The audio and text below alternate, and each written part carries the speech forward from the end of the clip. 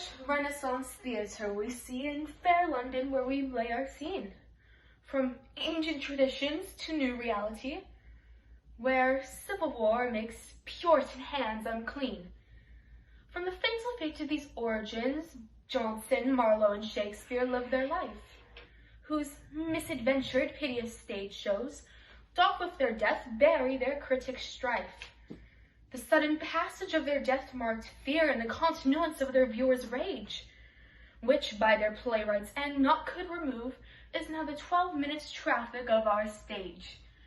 And if those with patient ears attend, what tears shall miss our toils shall strive to mend. The Elizabethan age refers to the period of time which developed English Renaissance theatre. English Renaissance theatre was popularized during 1562 to 1642. However, its popularity plummeted after the Puritans won the English Civil War. The Renaissance refers to the rebirth of classical knowledge.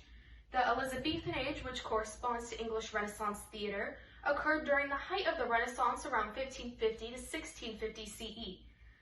This became the contemporary height of drama and was a very expressive force in the lives of many. Some of the key characteristics of theater at the time is that morality plays continued as farces, all of the plays were stemming from taverns, all of the actors were men, and there was no real scenery yet. English Renaissance theater evolved to what it is known as today because of the influence of the Renaissance on artistic developments in England. As shown here, here is where London, England is, which is where English Renaissance theatre was popularized. The companies who performed at playhouses in England usually consisted of about 25 members organized on a sharing plan. Playwrights were normally hired by these companies under contract to produce plays. These plays that they produced were meant to be heard and not seen, and so after the actors were done roughly memorizing their lines, the scripts were burnt or thrown away out of fear that other companies would find these scripts and memorize the same play. However, as evident by plays existing today, these scripts somehow survived as a cause of misproperly throwing the script away or actors illegally transcribing them later.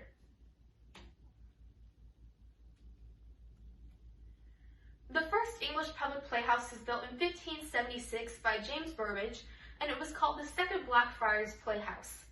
Prior to the construction of the playhouse, plays were normally performed in taverns. Within these new playhouses, there were 3 tiers where the audience could sit. The top tier was divided into lords' boxes called lords' rooms. This is where the wealthy could sit and sit in luxury while they rented out in order to watch the plays. Meanwhile, the ground floor of the audience was called the yard, and this is where lower class spectators, which were called groundlings, were able to sit and watch plays. The stage itself was a raised platform, which was surrounded by the audience on 3 sides.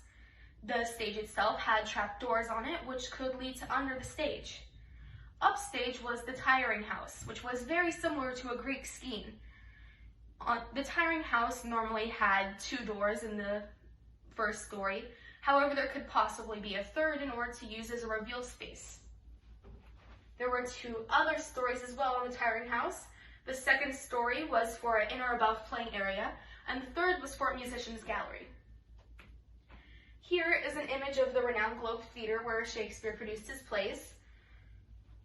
He utilized the tiring house in shows such as Taming of the Shrew, where Katerina could get hit with items from Petruchia from above in the second story, and also in plays such as Romeo and Juliet, where Romeo and Juliet have their balcony scene.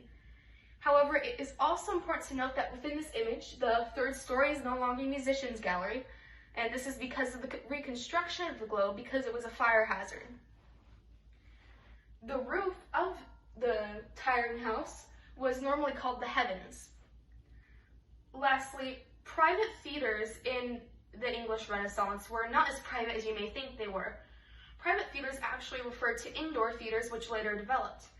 However, they tended to be more private and exclusive because since they were indoors, they were more expensive and lower class people could not have as much access to them as others could. But this also allowed the plays to be performed during nighttime and during wintertime, unlike those in public playhouses. The only downside to private theaters that could possibly be seen is that the private theaters were smaller than public playhouses. The setup of the playhouses during the Elizabethan era for English Renaissance theater is not only iconic and unique to this era, but it also is essential to understanding the conventions which were used for English Renaissance theater within these playhouses. Many of the theatrical conventions developed for English Renaissance theater were because of the audience's interest. Now, this is in the sense that the audience was able to shout an approval or displeasure based on what they thought about the play. This is why plays were normally made to be humorous, exciting, or moving in order to maintain the audience's interest. Now, here are some conventions which were developed during the English Renaissance for English Renaissance theater. A soliloquy refers to one character when they speak to themselves out of the earshot of any other character. These were normally performed as long speeches in dramatic tones.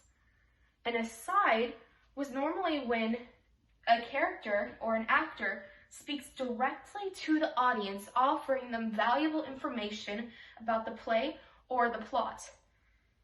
This is why normal characters could not hear what they were saying. The most common usage of language within the English Renaissance and in Elizabethan theater was dialogue. Dialogue at this time was typically poetic, dramatic, and was a heightened form of the typical vernacular used of the day. And different characters spoke different types of dialogue because of this. Lower class characters would speak in prose, and upper class characters would speak in a rhythmic, stylized form of speech called verse. However, there were also variations of dialogue used by different playwrights, such as Shakespeare, who performed dialogue as blank, and instead utilized couplets and iambic pentameter throughout the process. Eavesdropping was another typical Elizabethan convention, which was prevalent throughout a lot of the plays. Eavesdropping consisted of one character eavesdropping on another while they were both on stage. However, by strategically eavesdropping, one character could overhear what another was saying, but this also gave the audience privy information that was about the play or about the characters. This was a very creative and elaborate way for playwrights to be able to progressively evolve the plot and the characters themselves. As well, all roles were played by males, even female ones. I myself would not have been able to be an actress during this time in England. This is because plays were deemed unsuitable for women to act in. They were deemed rough, rowdy, and not gentle, which is why women were not able to act in England until 1660. There was also a lack of stage lighting because plays performed during this time normally happened during the daytime in public playhouses. However, technology also wasn't advanced enough to have such elaborate stage lighting as we do today with soundboards and psychs. Now, there were many different physical movements within Elizabethan theater which were able to dictate where the location of the play was or to progress the plot, such as fencing and ballroom dancing. Playwrights employed the usage of such physical movements in order to help progress the plot, a particular example of which is ballroom dancing, which I will be demonstrating today. The example of ballroom dancing used in Elizabethan theater, which I will be presenting, is called the branlée. Ballroom dancing was necessary for the plots of many Renaissance plays, for example, Shakespeare's Romeo and Juliet, where the location could be dictated from ballroom dancing for the Capulet Ball. Ballroom dancing and other physical movements were mandatory because of the generally bare stage and neutral stage without a necessary location that was set by any scenery or set. There were two types of dances at the time. There were court dances and country dances. Court dances were normally produced in court and performed by professional dancers. However, these dances could be followed up by hours of country dances in which anyone could participate.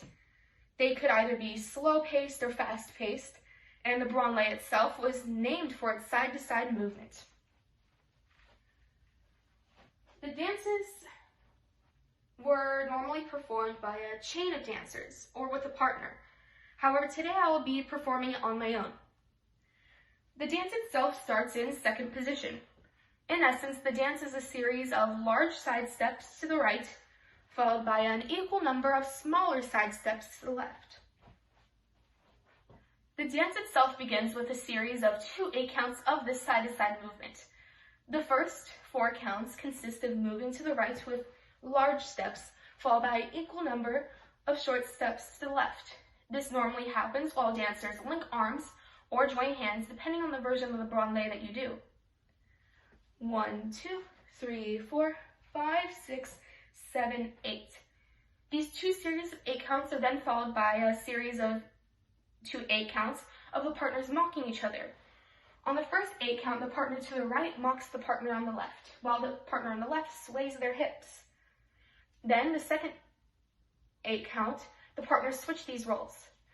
1, 2, 3, 4, 5, 6, 7, 8. Then the partners quickly realign in the next 4 counts, and this is followed by another continuation to the right, while the partners clap on each beat.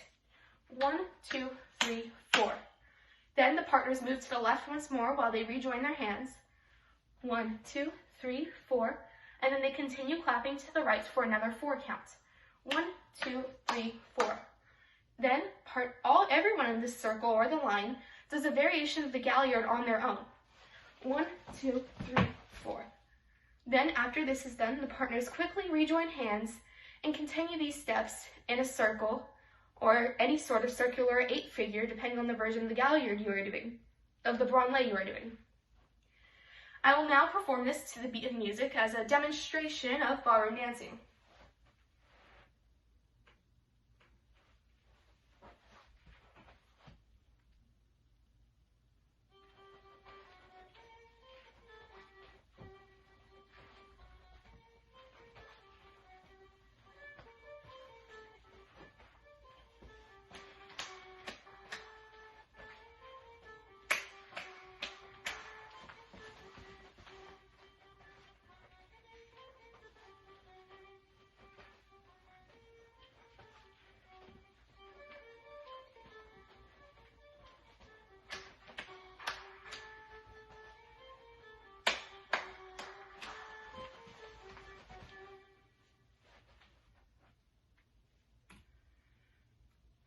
Now we will discuss some of the repercussions and influence English Renaissance theater has on our theater conventions today. Arguably, the 3 most iconic figures of the English Renaissance theater were Ben Jonson, Christopher Marlowe, and William Shakespeare. Christopher Marlowe is known for his use of language within his plays and his exciting plots, such as his play Dr. Faustus. Ben Jonson is regarded as the first master of English comedy, using weaknesses and personality traits as a cause of laughter in his plays, such as Volpone. Irregardlessly, Shakespeare is the most renowned theater practitioner of his time and of today. Shakespeare chose not only to not follow the traditional Italian neoclassical rules of theater, but also used subplots, exciting episodic structures, and comic scenes to emphasize serious ones within his shows. Shakespeare is regarded as one of the greatest dramatists of all time because his characters and shows appeal to everyone. Shakespeare's characters were well-defined and were the center of interest within his plays, moved by their emotions. The most common devices still seen from English Renaissance theater today include dialogue, soliloquy, and asides. This is seen in many plays apart from Elizabethan ones. This demonstrates how English Renaissance theater has maintained its grasp on theater today and still keeps its contemporary influence on our theater traditions. And so, the sun for sorrow shall not show his head. Go hence to make more talk of these theatrical things. Some shall be remembered, some condemned. And of this, England and her theatre.